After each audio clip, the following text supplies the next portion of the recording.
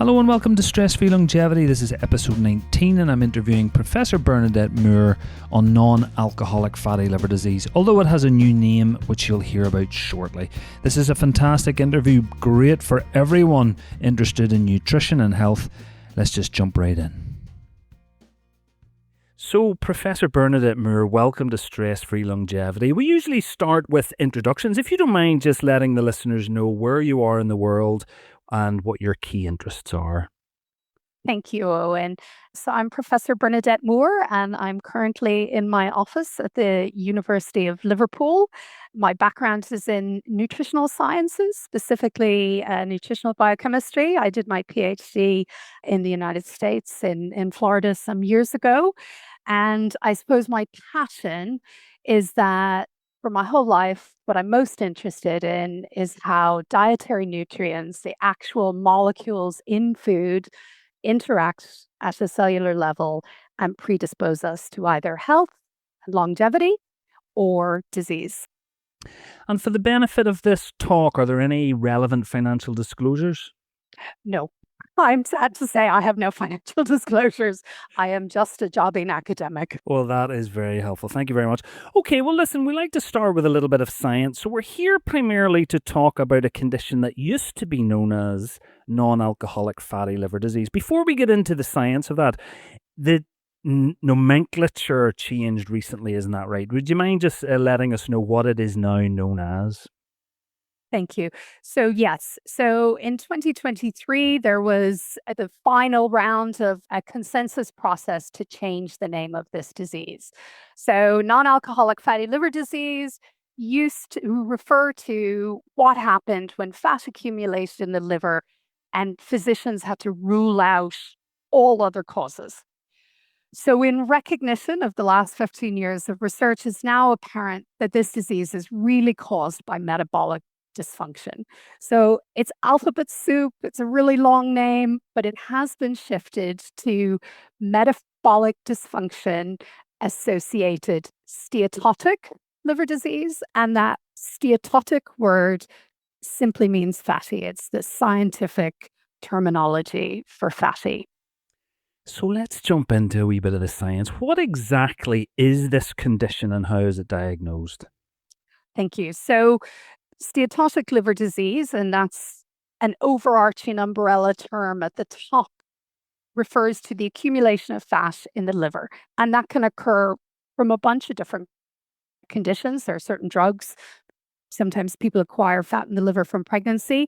But what we're speaking about specifically, metabolic dysfunction-associated steatotic liver disease, is really closely associated with obesity and any of the metabolic factors that we associate with what has been called metabolic syndrome.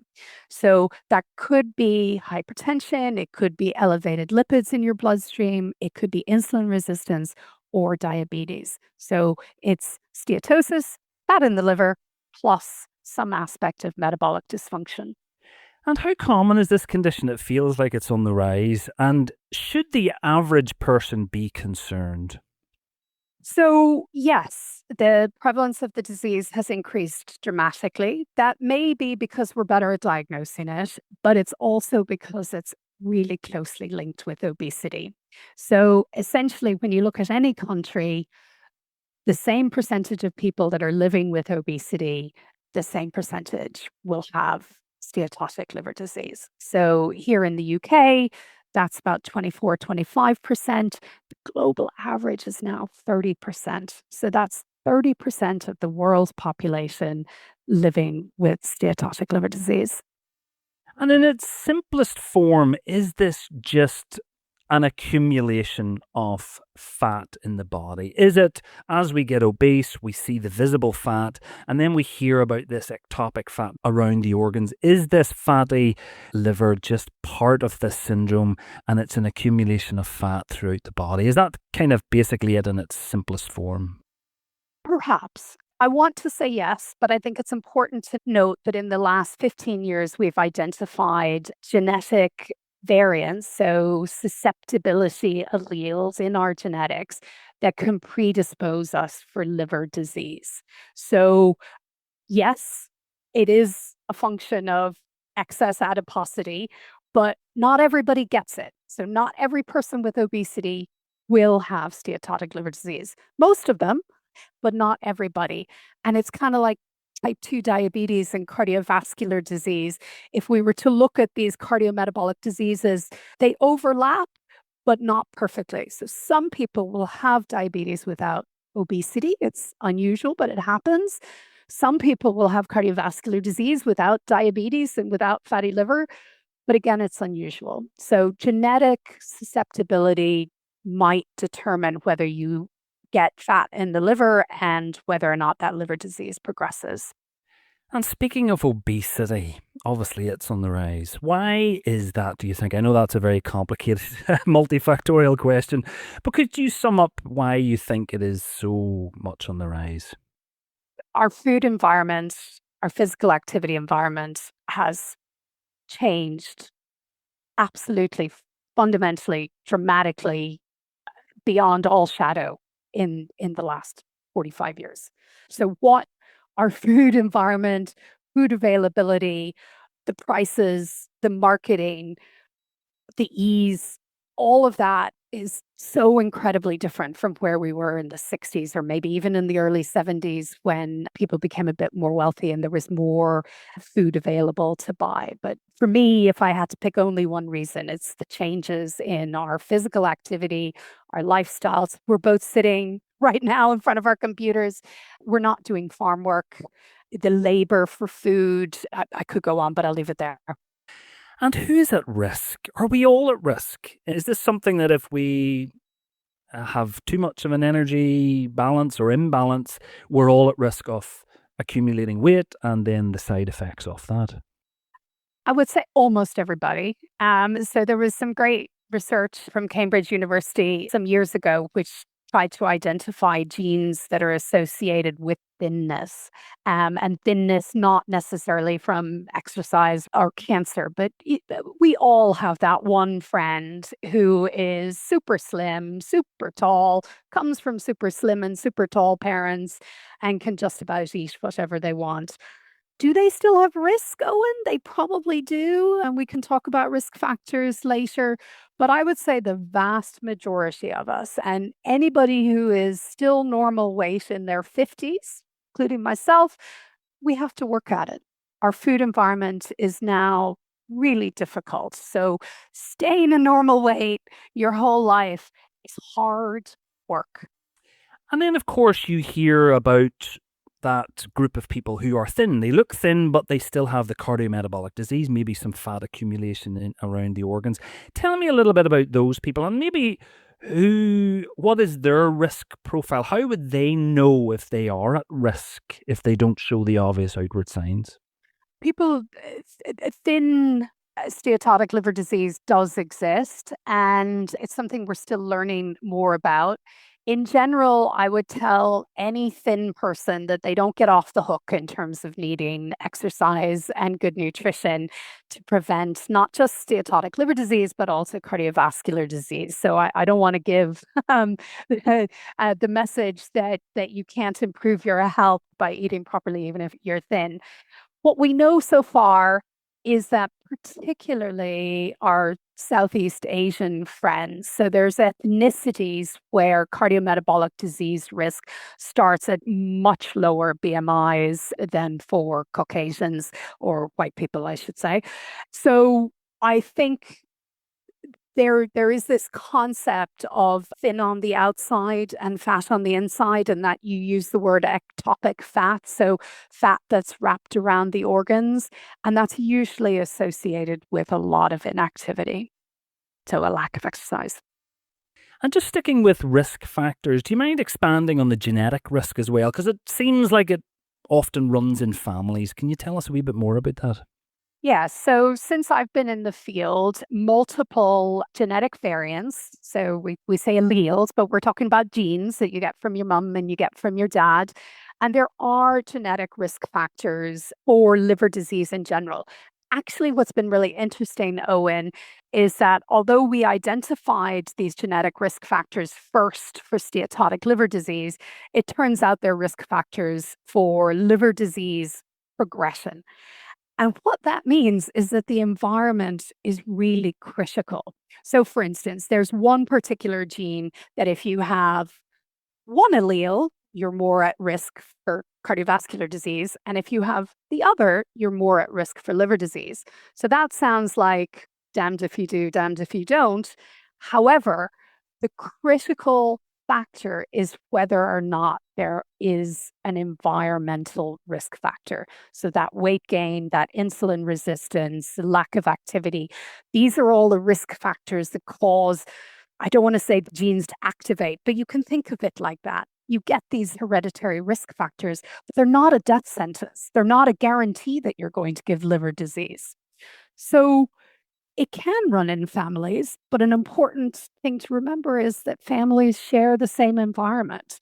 So it's not just about the genetic risk. It goes back to where physical activity and good nutrition is in the family picture. And is there any difference between men and women? Yes, there is. And interestingly, like many other cardiometabolic diseases, so if you look at overall prevalence, men have more steatotic liver disease than women, but women's risk dramatically increases with menopause, just like their risk for cardiovascular disease and type 2 diabetes increases. And not only does their risk increase, but they tend to progress and have more severe disease than men. So it's a misnomer to worry about one gender over the other. And yeah, menopause can make a big difference to a woman's risk for steatotic liver disease. Okay, well, in terms of detection, thinking of steatotic liver disease specifically, is it something that we should presume that we have if we are of a certain weight or BMI? Is that just the reality? And in terms of maybe that thinner demographic, that thin but internal fat, how would those people, what would maybe be the indicators that it's something that they should be concerned about or maybe speak to their doctor about? Yeah, so that's a great question. Interestingly, the WHO has just come out with new obesity diagnostic criteria in the last couple of days.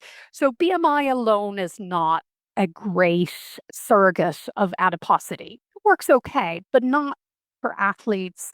But BMI with waist circumference, so very cheap, easy, quick measure of risk is your waist circumference. And we all know, are your trousers tight? Did you go up 2 sizes? Did you go up 4 sizes? Waist circumference is a really good proxy for whether or not you've got ectopic fat, not just in the liver, but also in the pancreas, and increasing risk of both steatotic liver disease and type 2 diabetes. So when should someone ask their doctor about this, or I guess seek to have this condition diagnosed? If someone is obese, maybe has type 2 diabetes, is that enough? Do you know that they have cardiometabolic syndrome, or do you think there's a benefit in then testing to see whether there is evidence of fat around the organs, but specifically the liver in this case? I think this is going to be patient to patient. The example that you've just given is somebody living with obesity who has been diagnosed with type 2 diabetes. All odds are that they also have fatty liver. And the interventions that we would advise for somebody living with obesity and type 2 diabetes will work for steatotic liver disease as well. The difficulty, of course, as you know, is that behavioral change piece. And the question on whether or not insulin sensitizers and the drugs that we prescribe for type 2 diabetes in particular will affect steatotic liver disease. So your type 2 diabetic medication will not cure steatotic liver disease. But what will is the hard stuff, and that is losing weight, exercising, eating better, and managing that cardiometabolic disease risk, the whole picture. So I do recall when I was younger and I was quite thin, and I'm sure other people have experienced this, that you're thin but you're a little bit overweight, or you seem to be a little bit heavier than you would expect to be. And you used to just tell yourself, or your grandma used to tell you, oh, you're just heavy boned. Now, is there such a thing as heavy bones? Or is it possibly that this is one of these kind of silent cases of, you may be carrying some internal fat that we're not seeing. There's maybe another explanation for this weight that you're seeing. Is that something that should be kind of investigated or concerned about? Can we ignore this heavy bone theory? Well, I don't want to send a whole bunch of heavy boned folks running to the doctors. I think that is such a very Irish expression that dates us a little bit. The first thing to say is if you look in a classroom of my son's almost 14, people look different. And there are people who are more athletic. There are people who have more stature. Maybe they are heavy boned. Once those individuals get into their 40s, I think is when they need to have an honest assessment for themselves. Are they still wearing the same trouser size as they did in their early 20s? Or have you gone up 2 to 5? Trouser size is a real good proxy for waist circumference.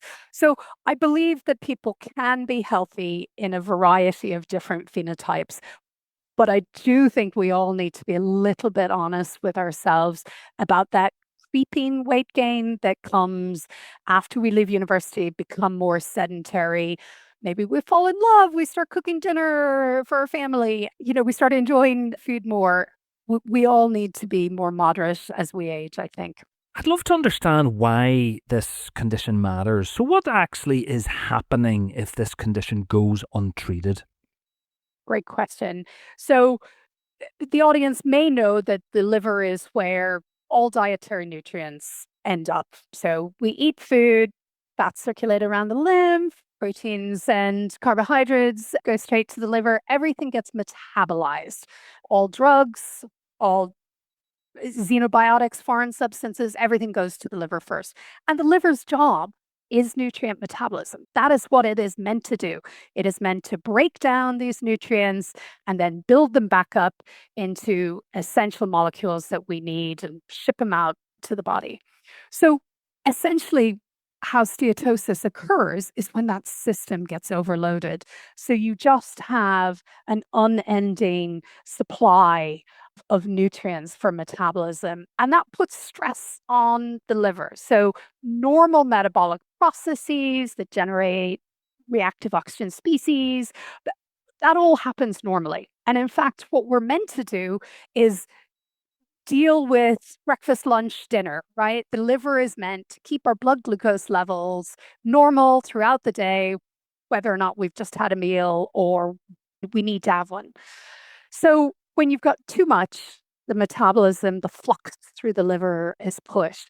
And I suppose one of the interesting things from a research point of view is one of the things that has completely changed in the last 20 plus years is our understanding of fat. So it used to be that we thought adipose was just a sink of fat and that fat in the liver was okay.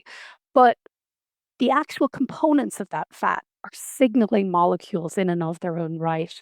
So the worst thing that can happen with steatotic liver disease is that you can then become insulin resistant. So nobody knows which comes first. It differs from person to person. Some people might get type 2 diabetes first, and then they'll get steatotic liver disease.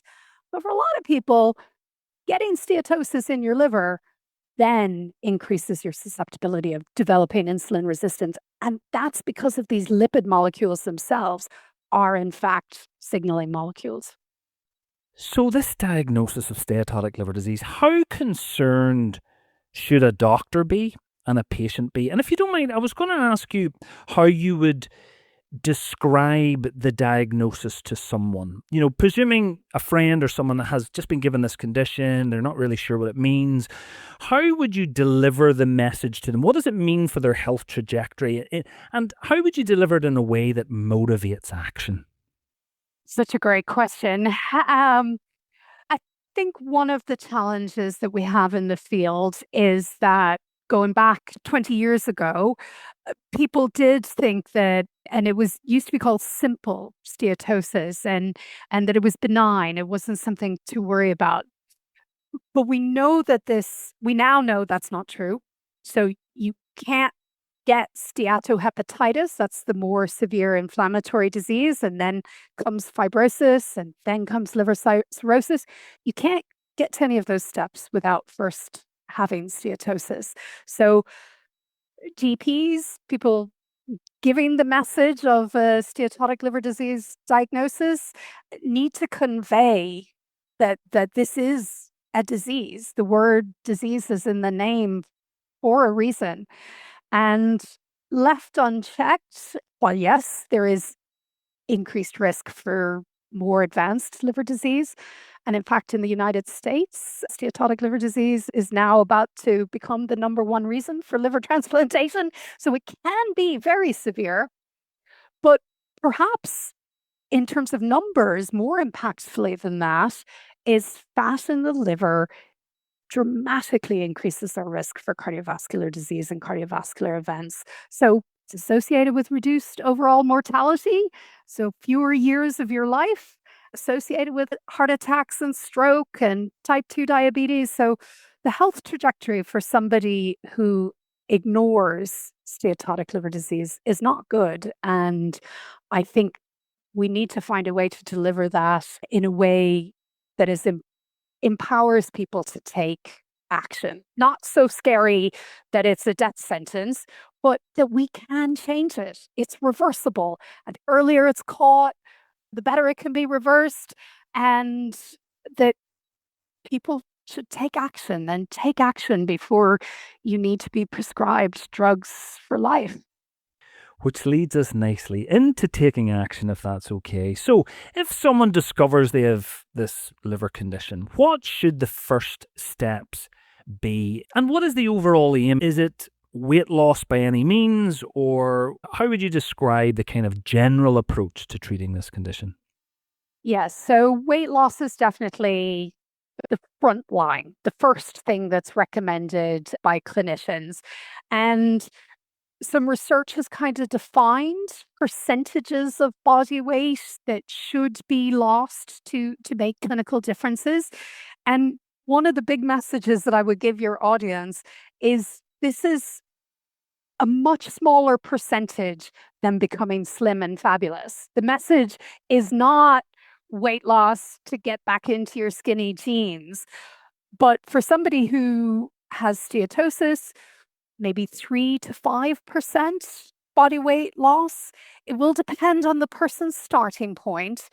If they have steatohepatitis or fibrosis, which is really concerning if somebody has fibrosis on their initial diagnosis, the percentage increases. So yes, weight loss.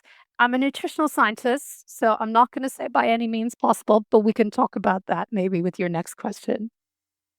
And just to be clear, is it general weight loss? I presume you can't target organ fat specifically. Is it just you just need to lose weight? And as you lose weight from all parts of the body, ultimately it will also be lost from the organs. Is that fair? It is fair. However, we do have a handle, and I can't wait for you to ask me about it, about some nutrition-based approaches that appear to be quite beneficial for the liver. Will they be beneficial for the rest of the body? Yes, but I think it is weight loss by any means possible. Could be by exercise, could be by nutrition, a combination of the two, and we should talk about that. Seem to be particularly good for the liver. There are new weight loss drug medications out there, could be through those as well. But yeah, let's talk further about what I think we can do to really benefit the liver. Yeah, we're going to dive into each of those specifically in a minute. I was just wondering, broadly speaking, what makes the biggest difference in terms of weight loss? Obviously, you've got nutrition, you've got exercise. Is it a nice combination of lots of lifestyle factors, or is there one that maybe has the greatest benefit? Yeah, my own group have done studies where we've put exercise versus a nutrition intervention. And we know absolutely if you put people on a 12-week nutrition intervention and a 12-week exercise intervention, both will improve their liver disease. That's really important. But the dietary group will lose more weight. So in fact, something that can be quite frustrating for people when they start exercising, if their mission is weight loss, is that they might not lose as much weight as they'd like. But if you're measuring their waist circumference, they will lose centimeters from that make a big difference. So The consensus in the field is that a combination is ideal. And this is because exercise has metabolic advantages to the liver. So it's simplistic, but you can think about exercise as speeding up your metabolism, and it behaves differently from how a dietary intervention, let's say you eliminate sugar, or let's say you were drinking a little bit too much and you've eliminated alcohol. You will lose fat in your liver much more quickly through that, reducing energy in your diet, reducing how many calories you consume. You can lose more weight through nutrition, but we still advocate for the combination because you lose even more. Okay, so let's talk about nutrition specifically, a big topic, very confusing topic. What do you feel would be maybe a simpler way to approach it? What's the most important kind of dietary advice that you would give to people? Thanks for that. This is a subject I feel strongly about. There is so much noise out there. So I think my overall message to people is that we forget our diet culture means that we have positioned food in terms of in negatively, all the things we shouldn't eat and all the things that are bad for us. And we need to look at food in terms of all the things that are good for us, all the things that manifest in health, all of the things that can contribute to longevity. And we need to do so, and this is difficult, collectively. It's not one food. There isn't one superfood. There isn't one super nutrient. So my overall message to everybody worldwide is that the vast majority of us need to eat more vegetables and nuts and seeds. And vegetables, you can arguably include pulses and legumes in that. So my big message to anybody is eat more vegetables, eat more nuts and seeds, eat more beans. Probably also need to eat more fruit. And if we think about some of the hottest topics that are out there at the moment, the gut microbiome, these things all collectively help with the gut microbiome. They're rich in dietary micronutrients, and we can talk about what those compounds are, but synergistically, they have benefits within the body in terms of making metabolism work well, anti-inflammatory properties to some of these molecules. Anyway, the advice is eat more of the things that are good for you. And I Focus get, on the positive. yeah, that's a wonderful message. And I guess a secondary benefit of that is you probably crowd out the other things. If you fill your plate with, foods that I guess are a bit less calorie dense, then you're kind of by secondary intention, maybe crowding out the other stuff that is a bit more calorie dense. Is that fair? 100%. Now, I have to say I'm not a clinician, but over the years, of course, I have helped people on a personal level change their habits and improve their diets and improve their health. And that is exactly my message is instead of dieting, instead of spending all day thinking about the biscuits that you cannot have, focus on trying to get in the good stuff. And it is about crowding out. It is about improving satiety. Do you get a crash 3, 4 o'clock in the afternoon where you just go, shoo? Let's take a look at lunch and see if maybe you need a little bit more fat, a little bit more protein, something to carry you over. And let's also make sure you've got nuts and seeds or oat cakes or a healthy choice right there in the office so that you're not running out to get a Monster drink or a Diet Coke or chocolate or, whatever your poison is. Plan for that. And for sure, focusing on getting in the good just automatically pushes out a little bit of the things that we know are less helpful for us. Are there any other easy wins? Simple things that maybe people don't know are quite high in calories that maybe if we just took those out, there's already an immediate benefit. Yeah. So the number one thing, and this is particularly true for the liver, don't drink your calories. And I have to tell you, Owen, personally, my husband and I, when I wrote my first paper on sugar about 10, 12 years ago, we were putting sugar in our tea before that. That's how we grew up. We had sugar in our tea. And it took us, I was able to do it quicker than my husband. He used date syrup, which is really high in polyphenols, but we cut sugar. And so if you are drinking any of your calories, and that could be sugar sweetened beverages or soda or pop or monster drinks. It could also be juice, right? Teenagers, a lot of juices being drank. Could be your favorite bubble tea. I see Hey Tea is now on our high streets here in Liverpool. If you're drinking alcohol, if you're putting sugar in your tea, the quickest win is to reduce drinking your calories. And drinking them makes a difference to the liver. They just access circulation much more quickly than eating a biscuit. Biscuits are next on the list, but start with drinking your calories. Don't do that. So I love that message where we avoid macronutrients, because I always feel like it doesn't make a lot of sense to me, and do we have to go around counting all of these quantities? But I still think it's helpful. I just wanted to get a bit more of a balanced approach to each of the macronutrients that we hear so much about. What would be some healthy choices for each of them? Let's start with fats. What should we do? Okay. Thank you. Because really, what you're doing is inviting me to speak to some of the most contentious debates that are out there on social media at the moment. Dietary fat relative to carbohydrate has been in the news. There are some polarized opinions here. The first thing to say is none of us are eating low fat at a population level. When you look at averages, we're all consuming 33 to 37% ish of our nutrients from fat. So I want to address two main myths. The first thing is there's been a debate about saturated fat and whether or not there's this narrative that's out there that we've changed to using seed oils and these saturated fats like butter and lard that existed 50, 60 years ago are better for us.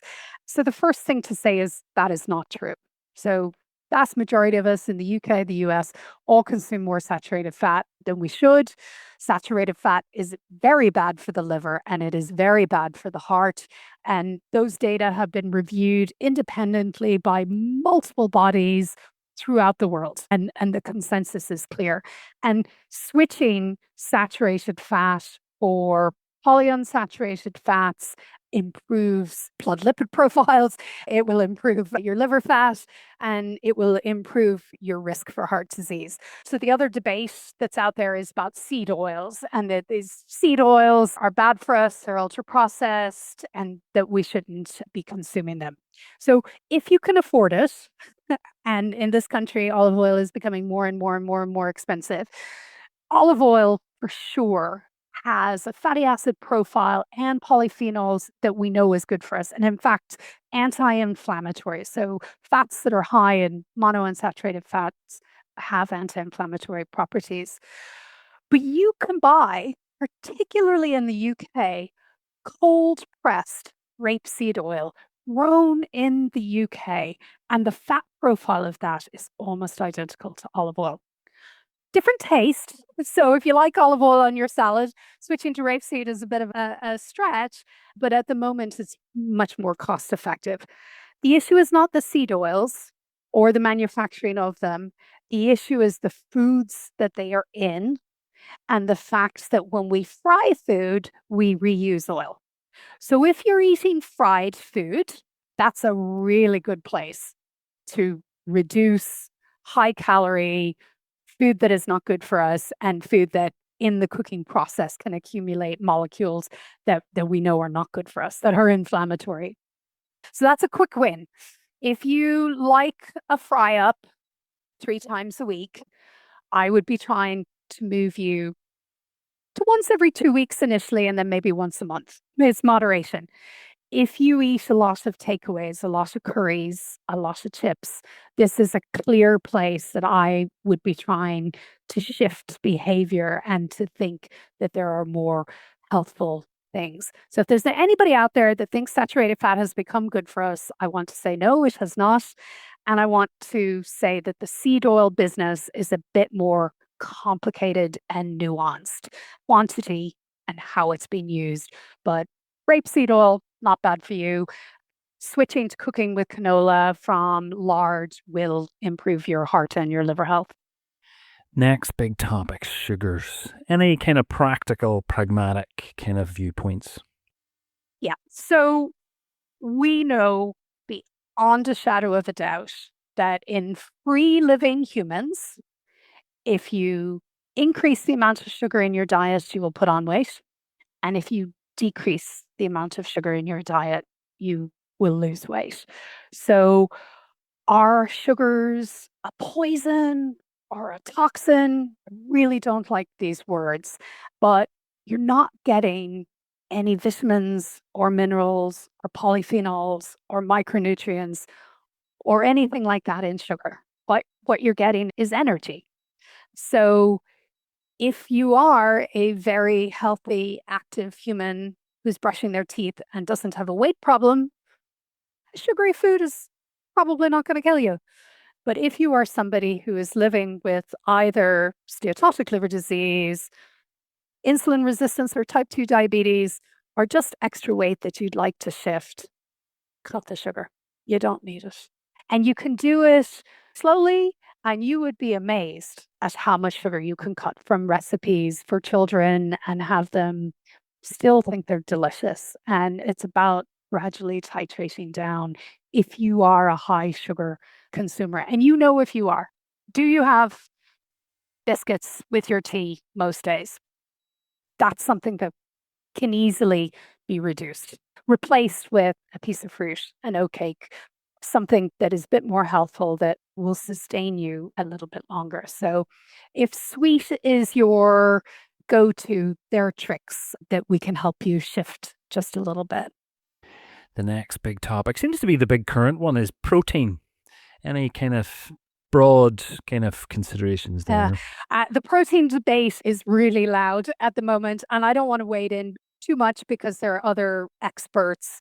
I will say, and I think I said this to you previously, Owen, as a nutritional scientist, on no day of the week do I ever count up how much protein or fat or carbohydrates am I consuming. And I don't think too many nutritional scientists do. So the protein requirements were established some decades ago, and the vast majority of people in the UK and the US and Australia are generally getting most of the protein that we think we need as a base. Higher protein does lead to satiety. So, satiety, that feeling of being full. Higher protein might be required for athletes. Higher protein generally something we recommend for menopausal women. And then even as you get older, so elderly people over the age of 65, they're the ones we worry about protein, people living alone, people who are not having meals. It's quite easy for an elderly homebound person not to get enough protein in the day. So I personally think we need a bit more protein than those minimum thresholds for life that were set some years ago, but I'm a bit on the fence as to how high we need to go. I think we're somewhere in the middle. So maybe not the lowest of the base requirement, but there are some advocates for ridiculously high protein diets that I disagree with and I don't think are appropriate for the human body. Higher protein breakfast. Breakfast is one place that traditionally, I say traditionally, in the last 100 years when cereal came to be, cereal and milk is the go-to, quick, easy. If my son takes it, I'm delighted. But for most of us middle-aged adults who are struggling with our weight a bit, higher fat, higher protein breakfast, what does that look like? That could be full fat natural yogurt with nuts and seeds. That's quite a high protein breakfast that isn't the traditional English breakfast. Yeah, so I think there's room for more protein from a satiety point of view, but I don't think people need to run out and be eating meat every day by any stretch. Plant protein, we need more plant proteins. And just when you thought you were maybe not going to have another difficult one, ultra processed foods, a difficult topic, big topic, but I'd love to hear your opinion on that. Thank you. Again, another very contentious topic. Now, I switched from using my first name, Jennifer, to my middle name, Bernadette, when I got my PhD. And it was really interesting how polarized everybody was about that. And I came back to a rose by any other name would it not smell as sweet. So ultra processed food is this new terminology. Is this junk food? Is this the Western diet? These are similar names for a certain type of food. At the moment, the debate is about whether or not the processing is what causes the problem. It may be, the science is still evolving, but I think the real big thing is that what we call ultra processed food is what we used to call the junk food, or we used to call the Western diet, or here in this country, we refer to as high fat, high salt, high sugar foods. Generally, and this is a broad brush, ultra processed foods are those foods that most people know aren't good for us. The cupcake in the bakery, it's an ultra processed food. But a cupcake that you make at home is still high in sugar and high in carbohydrates and maybe high in fat, depending on the icing. Not buying the cupcake that's ultra processed and sold in the store and going home and eating 3 cupcakes that you've made yourself, that's not a practical solution. So I think the terminology can be problematic, but if it's helping more people recognize food in the grocery store that is not helpful, I'll go with it. But the nuances are difficult at the moment. And I think the idea that each of the individual ingredients are themselves causing the problem or the combination, I think the reality is the foods that we're demonizing now as ultra processed taste yummy. They're very low in fiber. We can eat them quickly. We eat a biscuit and we want another one. We eat half a bag of crisps. The crisp bag says there's 5 servings. We can eat the full bag. They're yummy. They're Moorish, and they're high fat and they're high salt and they're high sugar. And it's not the fat that's good for us. So in general, ultra processed foods tends to be unhealthy food. Not always. And that's where some of the debate is. So soy milk, plant-based burgers are ultra processed. Bread. So I'm an Irish woman, Irish brown bread, seeded sourdough. I really struggle with the concept that a staple food is bad for us. And I'm also not convinced that the bread you make at home in your kitchen, if you're so privileged and so wealthy that you have that time and you have the kitchen and you have the ingredients and you can make your own bread, is any better for you. So, thinking of weight loss per se, is it best to have a low and slow approach? Or is there a bit of a upfront shock, get a bit of that weight loss off quickly and then maintain it? Or do we know, is there much of a difference? Great question. And I think it really depends on where you are. So this is going to be person to person. So 30 years ago, there was this idea that low and slow was the way to go. And the advice was no more than a pound a week. However, for people living with severe obesity, and by this I mean a BMI of 40 or higher, and those individuals are different from those of us who are, let's say, in our 40s and maybe between a BMI of 27 and 33, right? So the advice you give one category is not what you would give the other. But there are several things that are associated with weight loss success and then weight loss maintenance. And if we look far out, so a year after people have gone through an intervention program, how much weight they lose in the first month. So the more you lose in that first month associated with greater weight loss at the end of the year, how much you exercise, how many of the nutrition education sessions that people went to. There are other factors as well, but it does appear that there's something about quite rapid weight loss in the beginning. Whether it's metabolic or motivational, I think that's a bit more nuanced. And it's worth pointing out here in the UK, Roy Taylor and Mike Lean, there is a weight loss approach, which is very much cutting calories really extremely in the first 12 weeks, using shakes and soups and replacement meals, and then slowly building back up to a normal diet. Now, that approach works, and not only does it work, but you can put type 2 diabetes and steatotic liver disease into complete remission. It doesn't work always, and it doesn't work for everybody. And while some people really like it, other people don't. So I want to acknowledge that these approaches work. But if we go back to where I think the majority of people are, and the people I'm worried about, Owen. So I am talking about the 40 to 55-year-old set that have put on weight. They go to their GPs, they have 10 minutes with their GP. The GP is not going to say anything about their weight because maybe they look like they're heavy boned, right? They might not look like what you think extreme obesity is. For those folks, I am meeting them where they're at. I do not want somebody who hasn't run since they were 18 going out and trying a running program and getting shin splints in their first week and then giving up. So if you do no exercise, I just want you to go for a 20-minute walk after your dinner. And I want you to get up from your desk every 30 minutes or so. I want you to park your car further away, walk in. I want you to take the stairs. Any activity. So there is a reason why people in cities weigh less than people in rural environments. And that is just because of activity that nobody counts as exercise, catching the bus, catching the tube, walking to catch your public transport. So my favorite cheap tool is to monitor steps and then to talk about shifting the diet, because I don't want people to go on a diet that they cannot sustain. And this is the most difficult message that we have. And that is, you have to change your lifestyle forever. If you were hypothyroid and we put you on thyroid medicine, we wouldn't put you on thyroid medicine for 12 weeks and then take you off and expect your thyroid function to be perfect.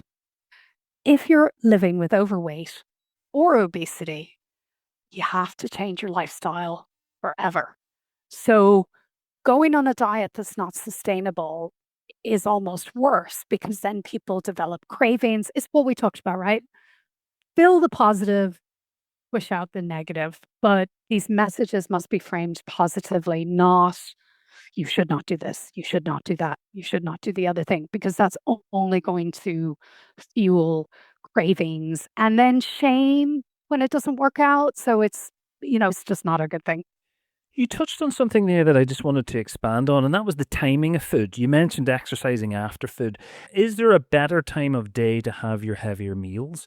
Is there an association between eating and exercising that maybe could add some additional benefits to weight loss and weight gain? And that's probably enough, but I was going to throw in fasting, another popular topic. Is there a role? Is that just useful for some people? There's a lot to unpack there. There is a lot to unpack there. So there is some advice around meal timing, but I want to start by being culturally aware. Okay.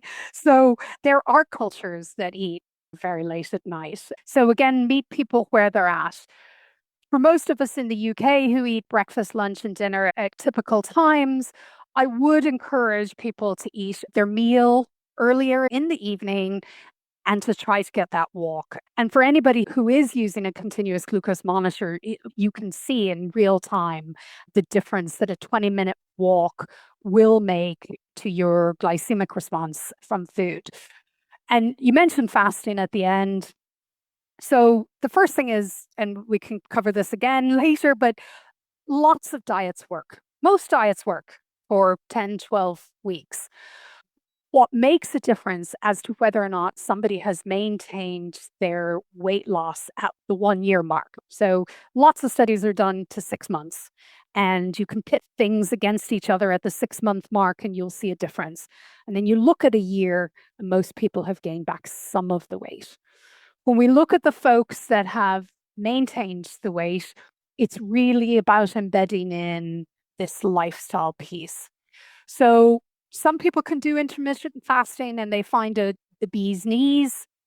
Some people are going to wake up in the morning hungry, but the earlier you eat and the better you sleep, the longer that stretches. So are you going 12 hours without any food? The truth is, we evolved to have food periodically, and our snacking culture, our continuous wanting a diet soda or something, means that many of us are eating all day long. So just reducing that time can help. So if somebody typically eats their dinner in the early evening or maybe 8, 9, and they can push that back a little bit, go for that walk and not eat again until breakfast time, I think that's probably beneficial for them. But I wouldn't say that to somebody from a Mediterranean country or from the Middle East. There are cultural reasons why people aren't going to shift this. I think the message is it the fasting or is it just reducing the overall energy that you've consumed in the day? And I think it's that latter.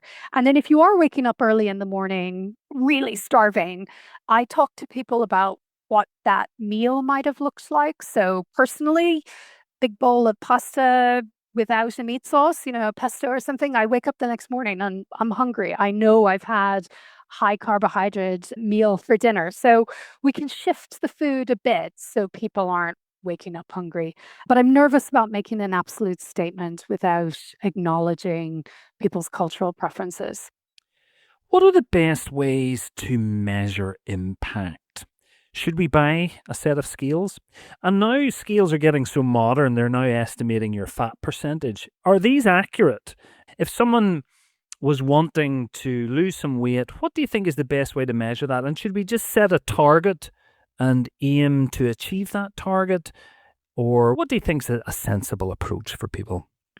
So, monitoring. So, when we are trying to help people manage their obesity and treating people for obesity, behavioral change, self monitoring, peer interactions, those are all really important. It could be scales, it could be your waist. We have to be careful not to make people paranoid. So, the most sensible advice that I've heard recently is that you weigh yourself once a week. Maybe it's the same day, whatever, and you track that over time. And we want to see the trajectory going downwards, but we don't want you obsessed. You shouldn't be weighing yourself every day. The weight loss will spike a little bit. It'll kind of go up and down, and it's self-monitoring. And if you've reached your goal, if you've reached your target, the reason to continue self-monitoring is so that you can watch it tick up at Christmas time and say, okay, now we're back into January, I'm going to do a little bit extra walk. Or you can put preventative actions in right away. I'm not sure that weighing yourself every single day is the best method. Can't speak to the accuracy of the body fat mass scales. I'm sure there's some out there. Whatever motivates you and whatever you can afford. So the techie folks might like that. They may not be super accurate, but your repeated measures on yourself, so whatever the error is probably okay. I'm a trousers woman. I know when my trousers are tighter. I've got notches on my belt. Have I gone up? Have I gone down? And I love a watch for monitoring steps. So from my own personal experience is that my steps go below 7,000 and my belt is a bit tighter. So we touched a little bit on it before, exercise. But I just wondered, is there anything else you'd like to say on that? Is it general exercise? Is there any specific exercises that are specifically beneficial for this problem? Thank you. So even 10 years ago, we would have said any exercise, right? And ideally, a combination of resistance, so lifting weights or doing yoga or doing something that will, increase your muscle mass, as well as aerobic exercise. So anything that'll get your heart rate up. So in the early days of steatotic liver disease, we thought these were sort of equivocal. Now we have more evidence from biopsy controlled studies that suggests aerobic exercise can be particularly beneficial for the liver. Again, I'm not going to tell everybody to go out and start running. It's whatever you enjoy. And aerobic, if you're very unfit, aerobic exercises is just having your breathing change, you're feeling a little bit sweaty, you can still maintain a conversation. So walking fast will give you aerobic exercise if you're currently getting none. We do know from study that we've done with colleagues in Dublin that if you're lucky enough to have a physio intervene and to gradually get your heart rate up through a controlled aerobic exercise fitness, that this can make a difference even to liver fibrosis. And our results have been confirmed by an independent lab as well. So it does now look like aerobic exercise might be particularly beneficial to the liver. But I caveat that with you do still need resistance exercise, especially women, menopausal women. sarcopenia, muscle loss with excess adiposity and with steatotic liver disease is difficult. Yeah, so in an ideal world, if I'm starting with somebody who hasn't been exercising at all, I just want to get them walking and then move them towards an activity that they love. Doesn't have to be the gym, could be the garden, could be dancing, could be Zumba. It could be, something with the kids. There are lots of ways to put activity into your life, and anything is better than nothing. But if you're so motivated, consider moving up in terms of the amount of aerobic exercise that you do per week. How much do other lifestyle factors play a role? Thinking, sleep, stress, these types of things. And should we address these also? 100%. I mean, it sounds trite, but if you're smoking, you don't need to be smoking. Alcohol, for liver disease in particular, even if you're just a light drinker, if you've got any sort of liver disease, is probably a really good idea for you to get rid of that. There is some research on environmental contaminants. So I think we need to worry about these things too, but I don't think they're as important as that overall weight message. The thing about stress and sleeping is that we know that it helps with weight maintenance and that there is something about sleep. We talk about it cleaning the brain. Sleep is good for us. Stress is not good for us. Cortisol raises these inflammatory molecules that not only help us put on weight, but they create the inflammatory milieu internally that leads to cardiometabolic disease. Because really, living with an extra bit of cuddle is not an issue. The only issue that we worry about with extra cuddle is when you have cardiometabolic disease, and that's all about inflammation and where is the amount of inflammation in the body.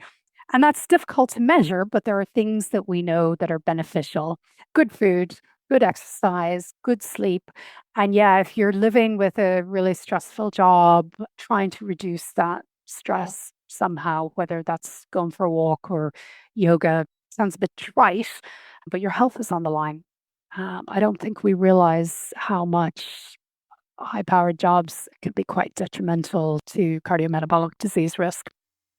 No, we can't avoid the GLP-1 agonists. I guess one of the most impactful things that have happened, I guess, in this industry, let's say. Tell me about that. Presumably wonderful for certain groups, but maybe not the panacea for everyone. But what's your take on those? Well, absolutely. I've been studying obesity for 20 years, and up until semaglutide, I had very little hope. The amount of pharmacotherapies that have been taken off the market for really nasty adverse side effects and very little weight loss. So GLP-1 receptor agonists are 100% the most exciting thing that's happened in terms of being able to give people who are living with severe obesity a pharmaceutical option that can compete with bariatric surgery. Really excited about these new therapies. However, now that they've passed FDA and EMA approval, we're getting more real world evidence of how people use these drugs and what happens when they stop taking them. So I think a real critical concern in the field, and why I, as a nutritional scientist, do not believe that GLP-1 receptor agonists can be prescribed without advice on nutrition and lifestyle, is first of all, they don't work for everybody. Now, there are multiple new medications coming on. So if you're in that 10 to 15% where you don't lose any weight, there's probably other drugs coming down the line that might work for you. They have some side effects, usually manageable, and people get over them in the initial time, but not everybody. Some people find them intolerable. And then the quite scary thing, Owen, is that what we're seeing in some populations is that when people get off them, and I heard a statistic recently that about 50% of patients discontinue them within a year, the weight comes back on and may come back on faster. So, myself and others in the field are quite concerned about a person's ability to get these through online prescription services and to get these drugs prescribed separate from nutrition and lifestyle advice. Now, I've got friends who are on them who just are so grateful and feel like that they are now able to exercise and now able to make the dietary changes that they could. And I think that's one really important thing. We haven't talked about how stigmatizing living with obesity and overweight can be, but people feel like the noise in their brain, that hunger. And the best thing about these drugs completely is that they have proved what many of us have said for a long time, which is that obesity, for many, many people, if not the majority, is a brain, it's a neurological phenomenon. And people feel more hungry than those super thin friends that they might have.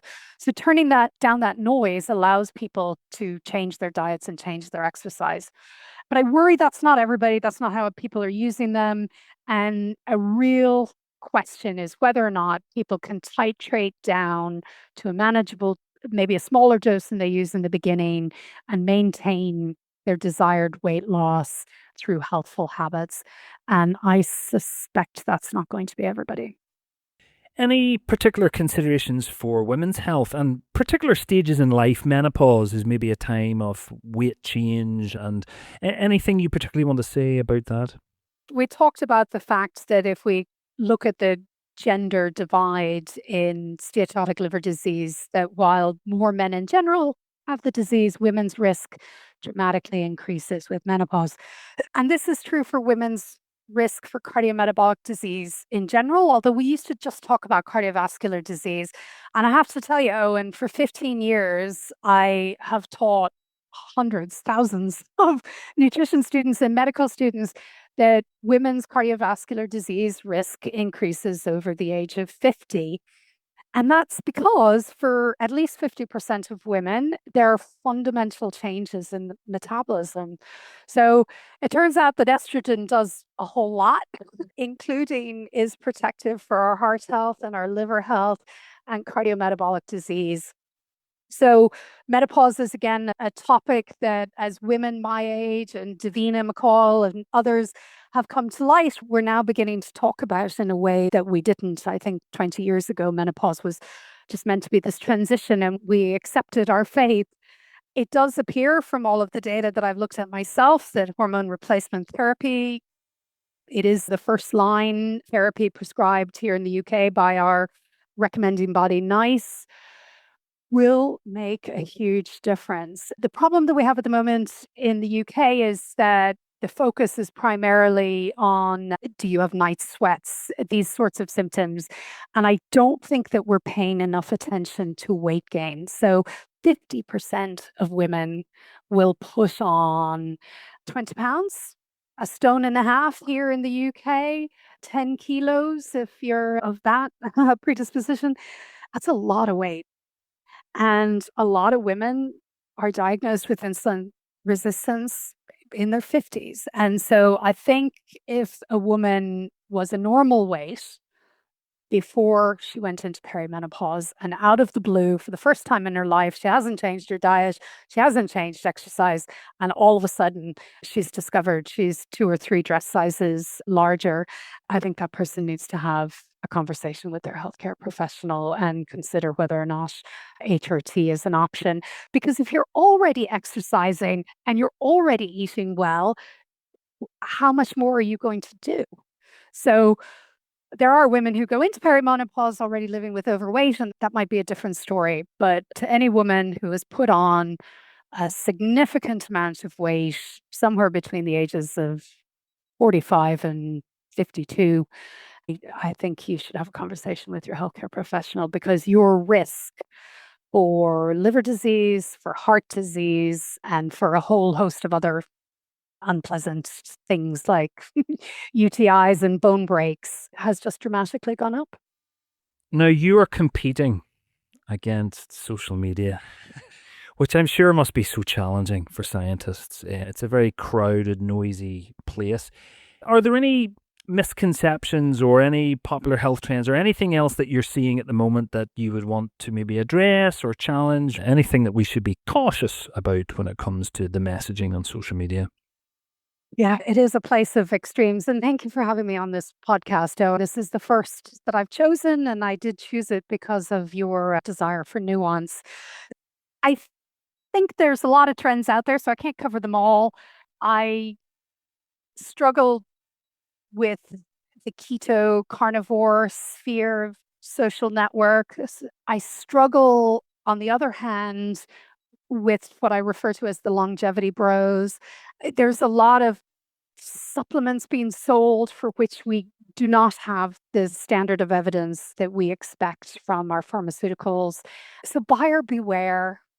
Buyer beware. If it's a very extreme diet and you can't follow it forever, or it's a diet that has potential health risks, and this is really, when we're talking about the liver in particular, extremely low carbohydrate diets of the keto carnivore things, they're contraindicated for people who are living with liver disease. It can be particularly damaging to the liver, but also it's not sustainable. And going back to that gut microbiome bit, if you feed your gut microbiome, do you know that you get less energy from food?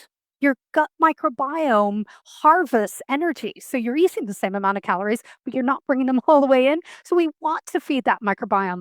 That microbiome is not fed on a carnivore diet. And then in the supplement influencer space, I think you just need to be really careful.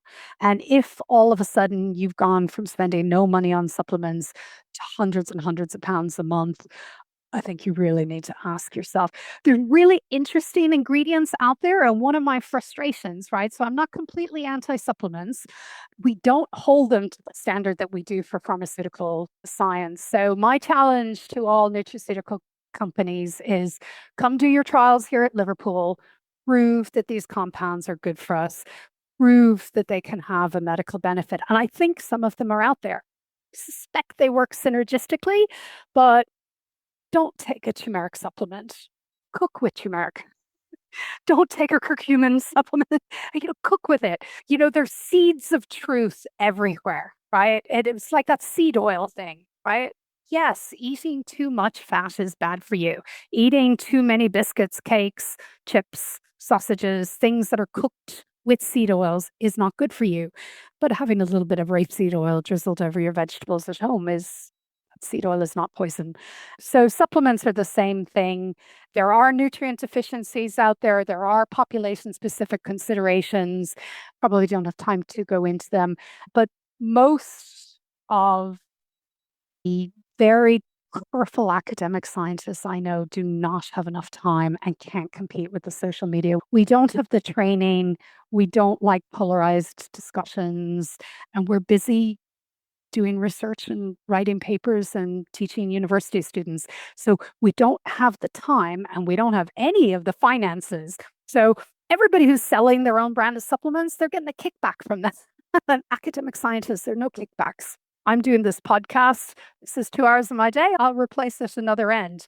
I'm doing this because I'm hoping a nuanced message will get out there to some people. Professor Bernadette Moore, thank you so, so much. This has been hugely enlightening. We usually like to just leave our speaker with one last chance just to give a little message that you would like our listeners to leave with today. Okay. Thank you. So I think in summing up, what I would say is that currently steatotic liver disease, especially what's associated with metabolic dysfunction, is under-recognized. So there's a good chance your GP or your healthcare professional or yourself don't know a lot about it. The diagnosis of steatosis, or more concerningly, steatohepatitis, when there's inflammation as well, should be concerning. It should motivate you to take action. But I'd like to give you hope in telling you that this is reversible. It's not a death sentence. And I believe that while, yes, weight loss has these negative connotations, maybe by the time you get the diagnosis, you've known that you probably need to lose a little bit of weight for some time, and you're thinking of that all negatively. Instead, I would encourage you to try to fill your day with making your food as healthful as possible. to add little bits of activity, especially after meals if you can, a 20-minute walk after lunch, 20-minute walk after dinner, particularly after dinner before you go to sleep. Small changes can make a big difference. Won't lead to the late weight loss, which will put you in the model slim category, but 3-5% weight loss, dropping down a trouser size or two, will absolutely make a huge difference to the health of your liver and your future risk for cardiovascular disease and other cardiometabolic disease. So I suppose my message is you can do it. You can do it. Surround yourself with people who are equally motivated. Really helps to take a family approach, especially if you have a partner. You and your partner go out for that walk after your meal. And instead of thinking every day what you can't have, think about the things that you're trying to fit in. Nuts and seeds, vegetables, fruit, fiber. Don't forget your beans and pulses. Go easy on them in the beginning. You might have to adjust if you're finding yourself more noisy than normal. Your gut microbiome is thanking you. Professor Moore, thank you so much for joining me today. Thank you so much, Owen. I've really appreciated being on here, and I really enjoy your podcast. So many thanks to Professor Bernadette Moore for the interview. I think my key take-home points are: number one, steatotic liver disease now affects 30% of the world's population, and most people don't know they have it. Fat in the liver dramatically increases your risk of cardiovascular disease, but here's the good news: it's reversible if you catch it early. Number two, you don't need to become slim and fabulous. Just 3 to 5% weight loss can make a real clinical difference to your liver health. That's dropping a trouser size or two, not a complete transformation. Number three, focus on what you're adding, not what you're restricting. Eat more vegetables, fruits, nuts, seeds and beans. This crowds out the less helpful stuff naturally without the cravings and guilt that come with dieting. Number four, don't drink your calories. Sugar-sweetened drinks, juices, alcohol, these hit your liver fast. This is the single easiest win if you're looking to improve your health. And number five, you have to change your lifestyle forever, not just for 12 weeks. Find sustainable changes you can actually manage. A 20-minute walk after dinner, parking further away from work and walking, small changes that compound over time. Don't forget, you can access lots more content on my social media channels. All of the information can be found at stressfreelongevity.com. Until next time, take care.